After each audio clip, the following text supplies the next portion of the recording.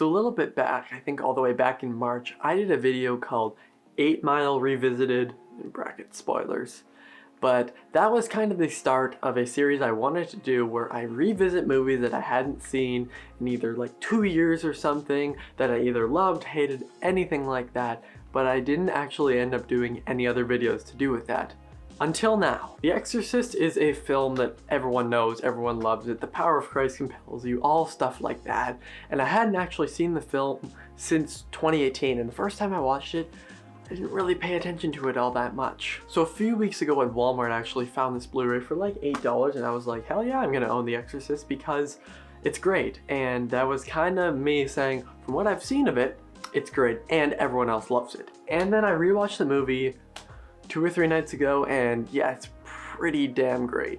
I'm not gonna spoil anything, like I'm going to be talking about certain things that happen in the third act, obviously that being the exorcism, but it's not really a spoiler that there is an exorcism in this movie called The Exorcist. So you don't have to click off this video if you haven't seen the movie, but I highly recommend it. This is kind of just a quick thoughts of what I thought of the movie. It's kind of like I finally watched another series I'm doing, except for movies I've already seen and kind of my updated thoughts, you know. So everyone knows The Exorcist, as I said, it's one of the most famous horror movies out there. On the Blu-ray, it's called the scariest movie of all time. I know you can't really see that, but it's claimed to be the scariest movie of all time. I still think Hereditary is, because that movie is scary as shit. But The Exorcist is a creepy movie in a way, in a different type of way. Yes, there is amazing practical effects and makeup and some pretty disgusting stuff, but the movie more disgusts me than anything else because you have this young 12-year-old girl who gets possessed, and we have some pretty gross scenes with the cross and the blood. Yeah, and there's a lot like that. It's just the makeup when the one priest gets thrown up on. I'm pretty sure that wasn't actually supposed to go on his face, and it's really creepy. It's not scary. I'm not like as I watch this movie. Although there was one time where the phone rings, and I didn't jump, but it just kind of like startled me a little bit. I was like, ooh, I'm bleeding. And I'm happy to say that I really do love this movie. I think The Exorcist is one of the best horror films of all time. You've heard that before.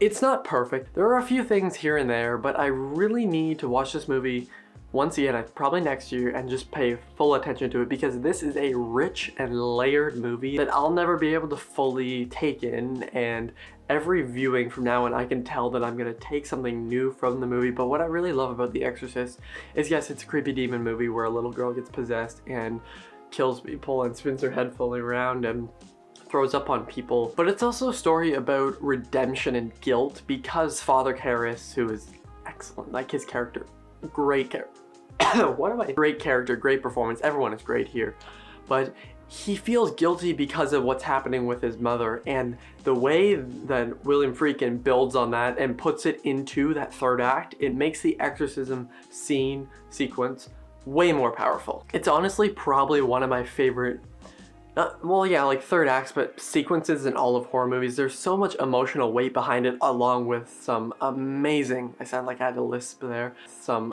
amazing practical effects, and this scene where she's finally getting lifted into the air and her eyes are all weird. And I love the cinematography here. The shots are gorgeous. There's that amazing shot, it's actually in the back here.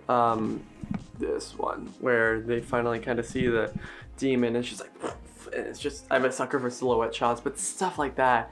The movie looks amazing. It's directed to perfection. I'd say the acting is awesome. There are a few things here and there, but I won't go into them because I feel like they're negatives that could go away on another rewatch, and they're barely negative, so I won't discuss them here. I know I normally hate it when people go, I'm gonna give this movie an A-, but I'm not gonna tell you what I didn't like about it. Normally I don't like that, but since this isn't a full review, and The Exorcist is a movie I feel like you either do a really long, in-depth review on, or you make another video and don't call it a review.